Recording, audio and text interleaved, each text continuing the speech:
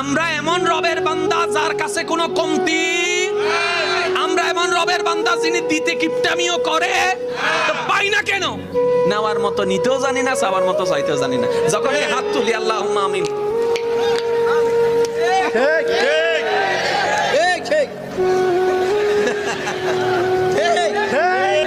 মিষ্টি টিষ্টি কিছু দিবনি,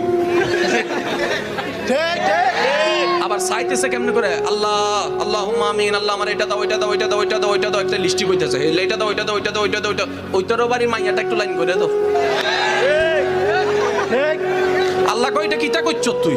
আল্লাহ দোয়া করছি, আল্লাহ কই এটা দোয়া নি, এটা দোয়া নি। এইভাবে দোয়া করি, আবার 3 মাস 4 মাস পরে যখন কিচ্ছু পাই না, আবার আমরা কই এত করে চাইলাম আল্লাহর কাছে, আল্লাহ আমারে দিল না। আল্লাহ পাক বলে, বান্দারে তুই যদি চাওয়ার মতো চাইতে জানিস, দিল থেকে মুখ আওয়াজ করা লাগবে না, শুধু মন থেকে বল আমি রব, ওইখান থেকে তোর পূরণ করে দিব। সুবহানাল্লাহ।